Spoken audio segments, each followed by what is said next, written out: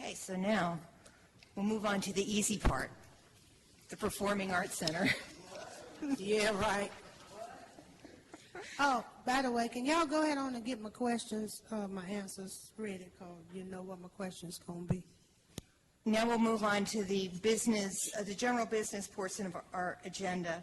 Item number 12 is a resolution approving changes to the current memorandum of understanding between the City of Greensboro and the Community Foundation of Greater Greensboro for the proposed Stephen B. Tanger Center for the Performing Arts. Mr. City Manager? Yes, ma'am, Madam Mayor. I would like to call upon Matt Brown to give a brief presentation or overview about what's being proposed by council or considered by council tonight. As you know, there has been a lot of work going on within the community for many months now in helping to develop the schematic design for the project and cost estimates related to the funding and development of the Tanger Center. Between Mr. Brown and his team, the private donors and their team and efforts, we have come up with a supplemental funding plan for the Tanger Center to ensure that we're able to deliver a high-quality performing arts center for Greensboro, consistent with the vision in the memorandum of understanding that was passed by council back about a year ago. So with that, Matt, if you could just take council through a brief presentation, I'd appreciate it. Thank you. Thank you. For those of you who haven't had the chance to go through this, I'll try and walk through as quickly as possible through the supplemental funding plan that we proposed. Staff led by the City Finance Director, Rick Luss, Scott Johnson, the Coliseum, ourselves worked very hard with the donors, representatives, Kathy Manning, who is here with us here tonight, Mayor, in case someone would like to ask her questions as well.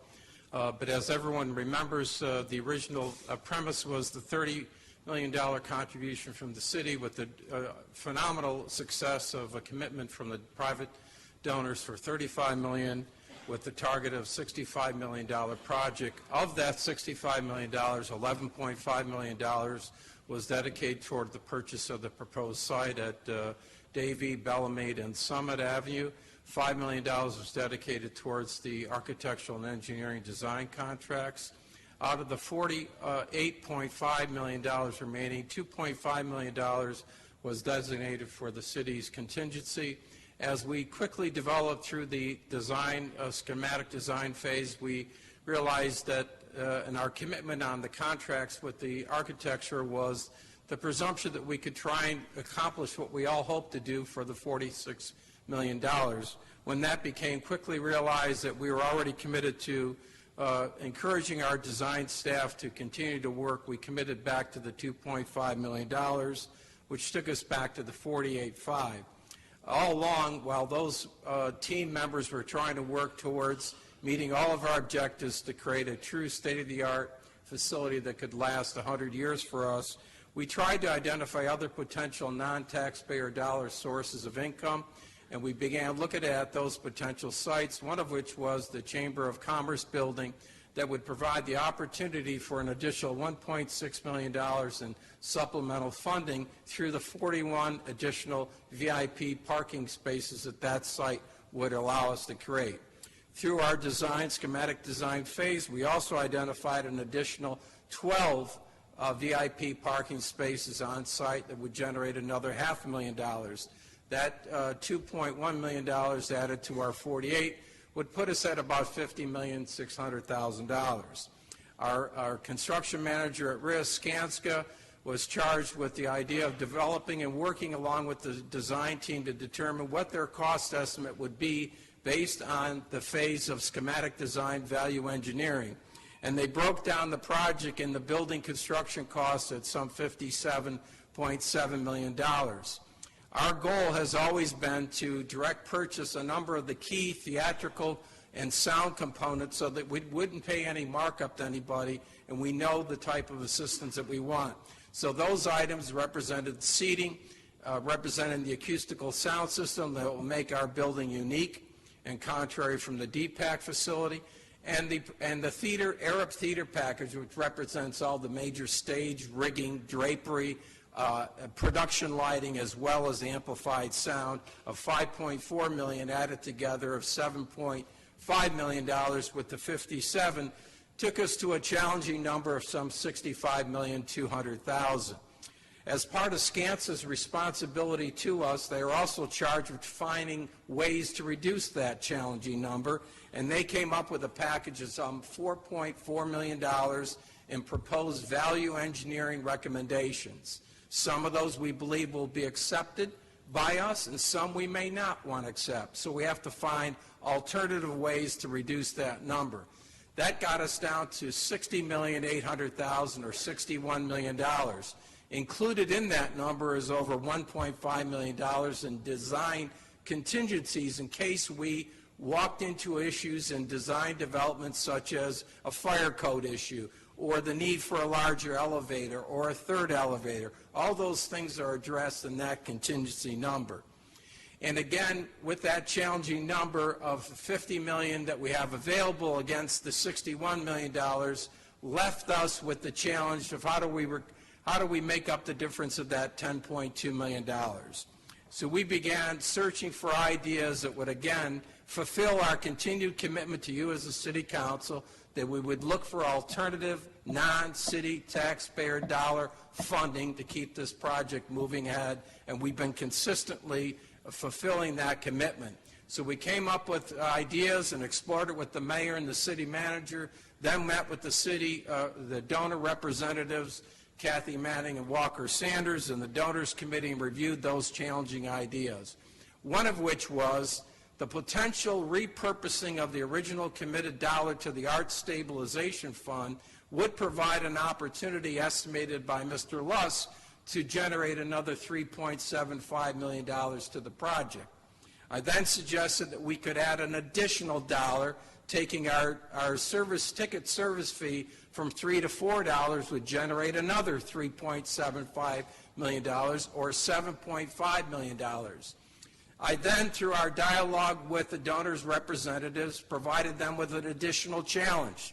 They've already done a historical success raising a committed of $35 million. I threw another challenge to Kathy and said, is it possible that your donor committee could raise an additional $3.5 million, add it to the $7.5 million that we believe would generate the balance, would recover $11 million that would fulfill that $10.2 million that we were trying to find the funding for to keep this project moving ahead, to make sure we get the building that we all deserve and want and believe will be successful. And that $11 million would generate actually a reserve fund of some $782,000, and that reserve fund added to the design contingency of $1.5 million would give us a little dollars of $2.2 million to address any other ways we have challenges moving ahead in the design development phase, that we could address that without having to go back and find another solution for a difference in money.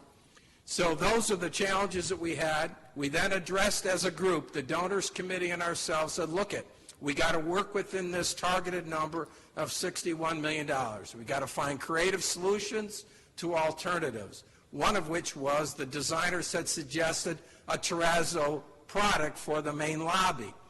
A number of the donors didn't particularly care for that anyways, and we said, good, we have to find a solution. A high-end Milliken carpet would be another solution and save us money.